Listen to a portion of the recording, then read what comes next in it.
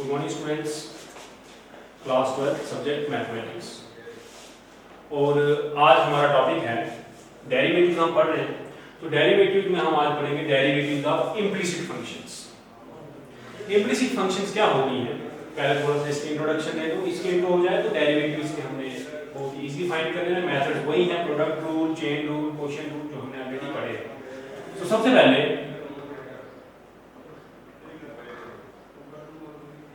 Implicit function. Implicit function पढ़ने से पहले एक्सप्लिसिट फंक्शन। एक्सप्लिसिट फंक्शंस क्या होती हैं? जब भी हम किसी फंक्शन की बात करते हैं तो फंक्शन में हमें वेरिएबल का ध्यान आता है। तो वेरिएबल दो तरह के होते हैं, एक डिपेंडेंट वेरिएबल होता है, एक इंडिपेंडेंट वेरिएबल होता है। अगर हम डिपेंडेंट वेरिएबल को as function of independent variable इस तरह लिख सकें, सेपरेट करके वेरिएबल्स, हम एक वेरिएबल को as a function of other variable लिख सकें, तो इस तरह की फंक्शन को एक्सप्लिसिट फंक्शन कहते हैं। फॉर एग्जांपल अभी तक आपने जितनी भी फंक्शन पढ़ी, y = sin x पढ़ा, y = x² + 2 पढ़ा, इस तरह की फंक्शन जो पढ़ी, ये सारी की सारी एक्सप्लिसिट फंक्शन। लेकिन कई बार क्या होता है, इट इज वेरी डिफिकल्ट और impossible, sometimes impossible to separate the variables and express them like this.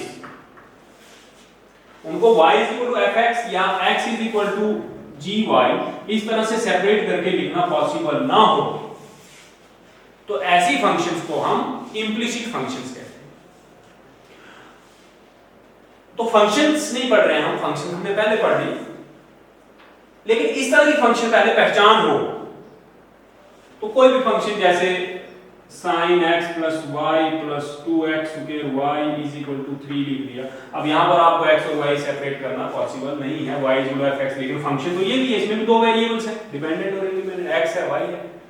इसको विद रिस्पेक्ट टू x करना हो आपने डिफरेंशिएट, तो कैसे करेंगे, उस चीज को हमने यहाँ पढ़ना है। इम्प्लिसिट फंक्शन जिसमें आप इस तरह से एक्सप्रेस करके ना लिख सको, या आपके लिए डिफिकल्ट हो या इम्पॉसिबल हो, तो ऐसी फंक्शन को इम्प्लिसिट फंक्शन कहते हैं।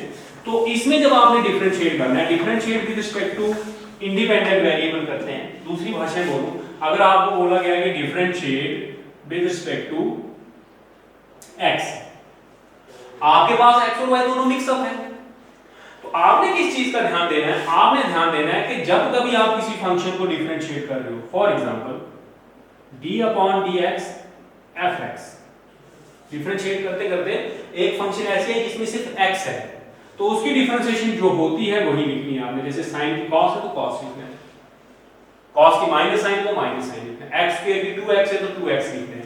लेकिन अगर कहीं डिफरेंशिएट करते करते y की फंक्शन आ जाए, जैसे sin y आ गई, तो sin y की डिफरेंशिएशन cos y बिल्कुल वो लिखनी। उसके बाद इसके साथ dy/dx भी, जो आप चेन रूल में पढ़ते हैं, इंटरनल डिफरेंशिएशन, क्योंकि this is not x, this is function of x। तो जब भी आप sin x के चेन रूल में यही तो पढ़ा, चाहे sin x के आता है तो आप sin की डिफरेंशिएशन करते हो कि cos है, लेकिन dy/dx x स्क्वायर भी करते हो। कल के लेक्चर में आपने यही पढ़ा, लेक्चर नंबर 42 में आप यही चीज पढ़ चुके हो। तो यहां पर भी y है, तो फंक्शन की जो डिफरेंशिएशन है वो करनी है। उसके बाद y को dy/dx करके आपने लिखना। इतना सा नोट आपने ध्यान रखना है, आपको इम्प्लिसिट फंक्शन को डिफरेंशिएट करने में कोई प्रॉब्लम नहीं आएगी, क्योंकि रूल्स वही हैं जो रूल्स आप 11th में या 12th में आपने पढ़े। 12th में मैंने रिवाइज कराए, product rule, quotient rule, chain rule यहाँ पढ़ाया। तो बस इन्हीं चीजों को ध्यान में रखकर हम एक्सरसाइज करेंगे। एक्सरसाइज 5.3।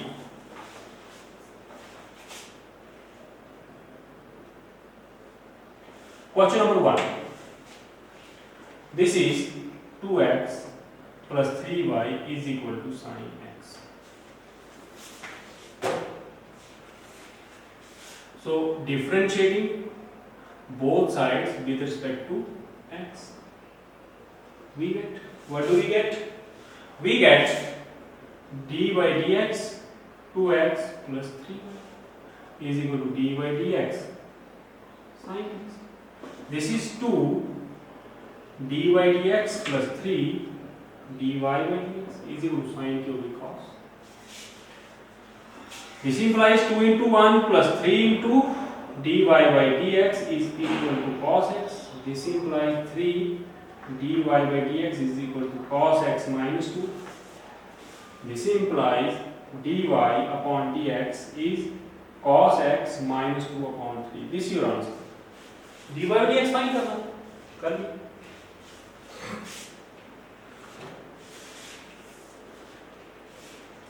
तो क्या ध्यान दिया, जहां x था, x की सिंपल डिफरेंस है, sin x है तो cos हो गया, लेकिन जहां y था वहां dy by dx.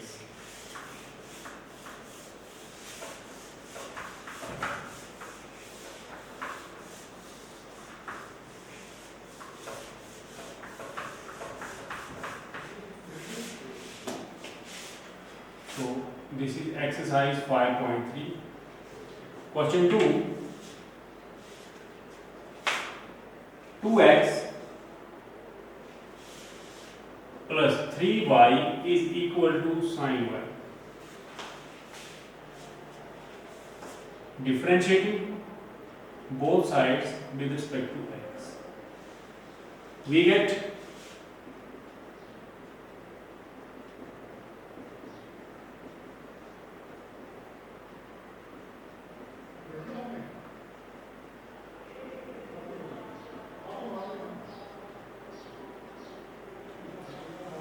साइन की cos, लेकिन यहाँ y नहीं.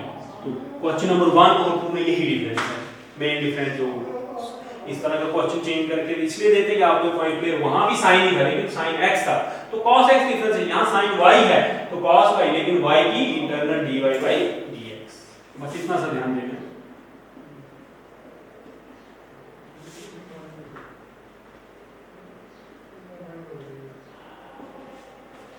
This implies dy by dx common निकालते हैं तो 3 minus cos y is equal to minus 2.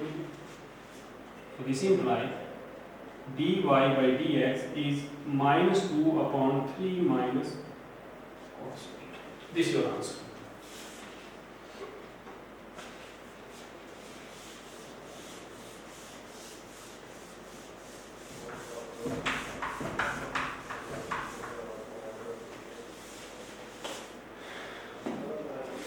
Question number 3.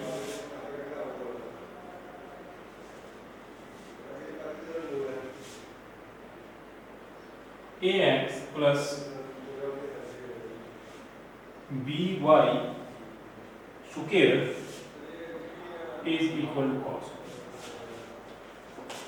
Differentiating both sides with respect to x, we get a1 plus b y square की हो गई 2y और dy by dx, cos की हो गई माइनस sin y और dy by dx.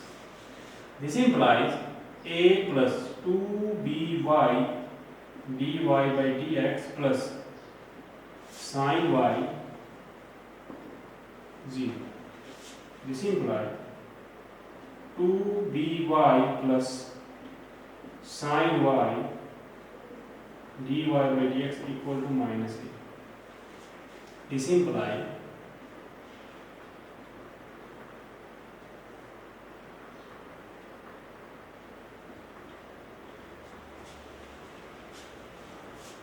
this is your answer.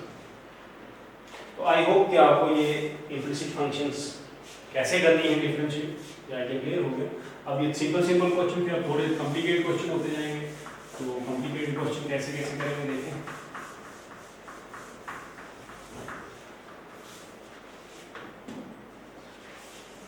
Question number 4.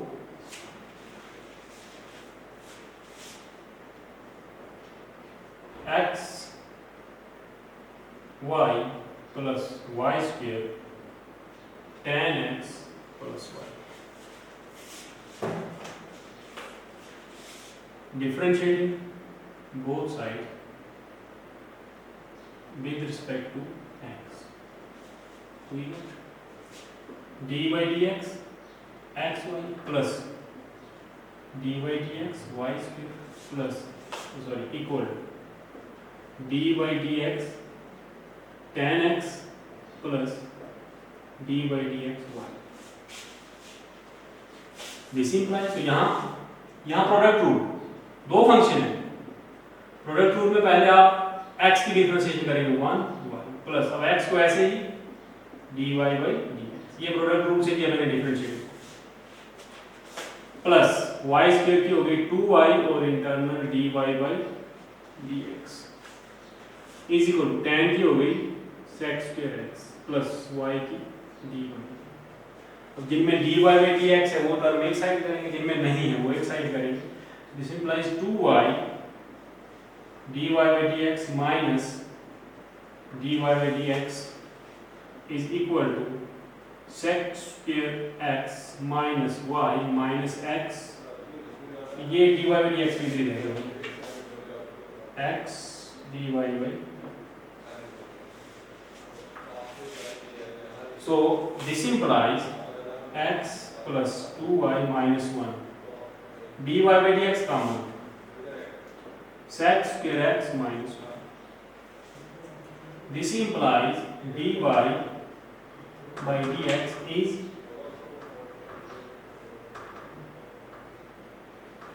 this your answer, check कर लें।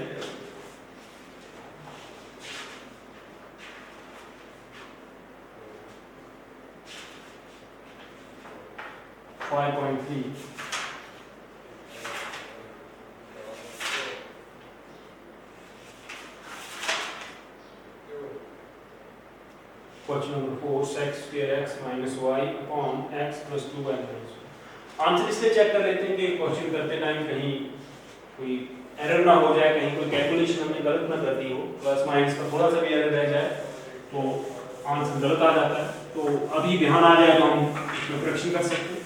आपको काफी प्रैक्टिस करनी चाहिए जिससे कि एग्जाम में एरर के चांस ना आए।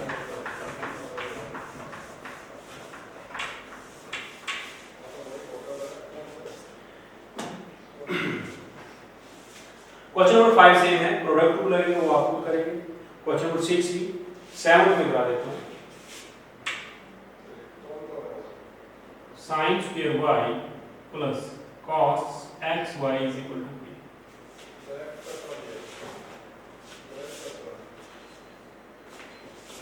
differentiating with respect to x,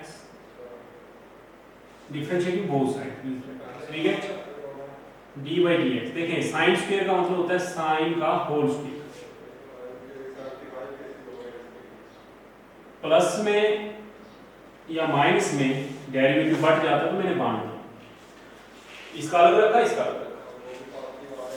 यहाँ चेन रूल है, चेन रूल इसलिए कि साइन भी है स्क्वायर भी, तो पहले स्क्वायर की करेंगे 2 sin y 2 minus d by dx sin y, बचे डायरेक्ट साइन की कॉस कर दें, स्क्वायर को भूल जाते हैं। चेन रूल जस्ट अपने पढ़ा अभी, अगर वैसे टफ लग रहा है तो sin y into sin y करो, प्रोडक्ट रूल से करो तब भी वही आंसर आएगा। आप इसको प्रोडक्ट रूल से भी कर सकते हो, आप इसको चेन रूल से भी कर सकते हो। चेन रूल में पहले मैंने इसको पुट करेंगे, मैंने डायरेक्ट कराया कि फंक्शन की डिफरेंस, पहले पावर है पावर की, उसके बाद साइन की डिफरेंशिएशन। अदरवाइज आप इसको t पुट करते t स्क्वायर होना था, उसकी 2t आनी थी डिफरेंशिएशन, फिर t की sin y की वो आनी थी, तो मैंने डायरेक्ट मेथड लगाया, मैं यहां वही यूज कर रहा हूं। माइनस cos की होगी माइनस sin xy और इंटरनल k कांस्टेंट है उसकी डिफरेंशिएशन, ये हो गया 2 sin y, sin की हो गई cos y और y की dy by dx minus sin x y, इसको product rule 1 and y plus, अब x ऐसे ही dy by dx। This implies 2 sin y cos y dy by dx minus plus minus x sin x y dy by dx minus y sin x y। This implies 2 sin y cos y minus x sin x y dy by dx is equal to y। देखें आपकी choice है 2 sin y cos y लिखें या इसको sin 2y भी लिख सकते हैं आप, 2 sin theta cos theta sin 2 theta ये भी लिख सकते हैं। और dy by dx मैंने कॉमन निकाल दिया। So this implies dy upon dx is equal to y sin y upon sin 2y minus x x। Question number 7, इसका भी आंसर देखते हैं। 5.3 या यही आंसर है। अब क्वेश्चन नंबर 8, उसमें साइन स्क्वायर और कॉस स्क्वायर, तो अभी देखो स्क्वायर की डिफरेंशिएशन करा के बताइए। बस ध्यान इतना रखना कि जब x की टर्म हो, x की फंक्शन हो, तो उसमें सीधे डिफरेंशिएशन करना, लेकिन y वाली फंक्शन हो तो dy by dx जरूर करना है, इस चीज का ध्यान रखना है। और कुछ कॉमन मिस्टेक जो बच्चे करते हैं, dy by dx x y आता है, बच्चे सीधा आंसर लिख देते हैं x dy by dx। नहीं, ये गलत है। ये दोनों फंक्शंस हैं, x की फंक्शन है, दोनों x भी तो अपनी फंक्शन है, y भी x की फंक्शन है, तो जब u और v दो फंक्शन होते हैं उनके लिए प्रोडक्ट रूल लगता है, तो इसमें आपको प्रोडक्ट रूल यूज करना है। और उसके बाद 8 क्वेश्चन आप खुद कर सकते हैं, उससे पहले के जितने भी क्वेश्चन है सब आप ट्राई करेंगे। 9th ऑनवर्ड जो है वो इनवर्स ट्रिग्नोमेट्री है, इनवर्स ट्रिग्नोमेट्रिक फंक्शंस की डिफरेंशिएशन में कल करवा कर, तो उससे आगे के क्वेश्चन हम कल के लेसन में